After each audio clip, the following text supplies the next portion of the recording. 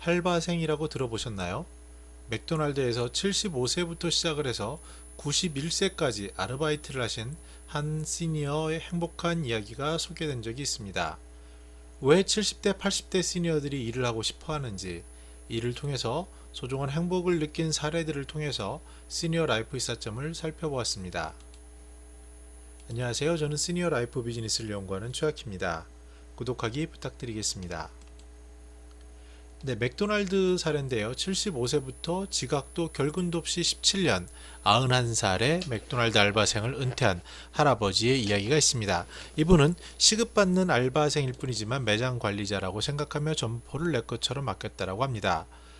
임갑지 할아버지 말씀 이야기인데요. 일주일에 나흘씩 출근해서 9시 30분부터 4시간 동안 테이블과 의자를 정리하고 컵과 쟁반을 닦는 일이 그의 임무였다고 합니다. 그래서 동료들에게도 존댓말을 써서요. 할바생이라고 불렸는데요. 이제 8순을 지나 9순을 맞이하셨고 중학생 단골 손님은 어느덧 30대 직장인이 됐다고 합니다. 임씨 할아버지는 은퇴식에서 시급받는 알바생이지만 매장 관리자라고 생각하며 점포를 내 것처럼 알겠다라고 말씀하시고요. 지금 처한 위치에서 최선을 다해야 어디서든 도약하고 성공할 수 있다는 얘기를 전하고 싶었다라고 말씀하십니다.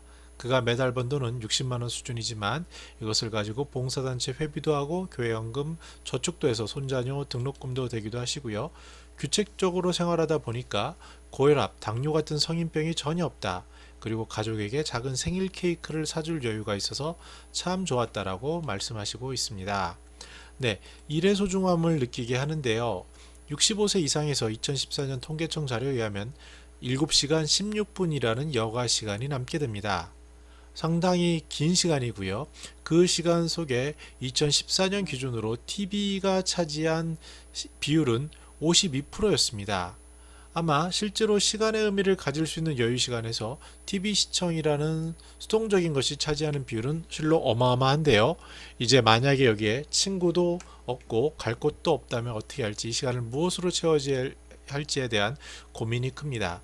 세 가지 사례를 말씀드리도록 하겠습니다. 첫 번째는요, 꽈배기 나라, 제가 사회복지사 실습을 할 때 느낀 건데요.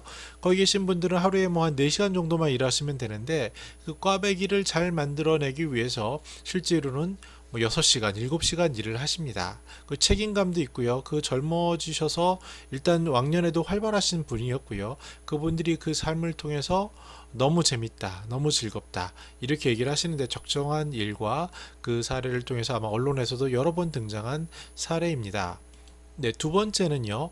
저희 아시는 분이 아침에 전화를 받았다고 합니다. 시골에서 전화가 왔다고 해요. 그래서 시골에서 야, 지금 빨리 와서 일을 하면 지금 70대 중반이 넘으셨는데 그 일자리가 있는데 일을 하면 월 170만 원 정도를 받을 수 있어 라고 얘기를 하는 겁니다. 물론 이분들이 먹고 사는 문제가 있는 분들이 아닙니다. 그런데 그 일을 통해서 돈을 모을 수 있고 일하는 재미, 즐거움 이런 것들이 굉장히 큼을 알 수 있었습니다. 세 번째는요.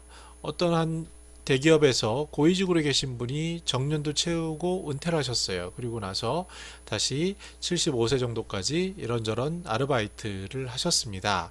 그런데 그 다음에 이제 그때 판단을 하셨을 때만 하더라도 그 이후에 이제 일을 쉬고 싶다라고 하고 쉬셨어요. 근데 이제 그 나이가 넘어서는 굉장히 지루한 생활을 보내게 된다라고 한탄하는 소리를 들었습니다.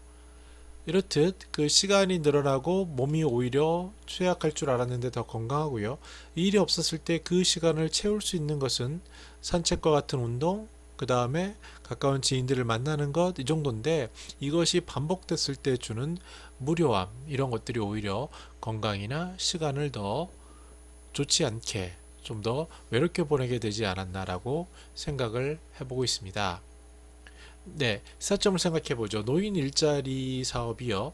시니어들의 반응이 좋습니다. 어떤 사람들은 그 허드렛 일하고 중요하지 않은 일을 한다고 하는 비판도 없지 않아 있지만 점점 개선되어 가고 있고요. 실제로 참여하는 어르신들은 일의 적당성, 일주일에 뭐 두세 번 가셔서 세네 시간 하시는 적당성, 그리고 양과 질에 대해서 만족을 합니다. 그 방향성은요, 사회를 돕는 일 또는 현금 흐름이 필요하신 분들은 보다 더 많은 수입이 가능한 일을 찾고 있습니다. 근데 제가 거의 20년 전에 미국의 75세 할머니가 일요일날 차를 몰고 어딜 가시는 거예요. 그래서 어디 가시냐라고 하니까 직장에 출근한다라고 했습니다. 그게 20년 전 이야기인데요.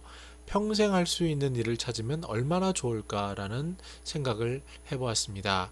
네, 결국 우리들은요, 일을 통해서 사회를 돕는 일거리, 그리고 평생 할 수 있는 즐거움을 찾는 일자리가 시니어의 삶에 있어서 중요하다는 것을 사례들을 통해서 엿볼 수 있었습니다.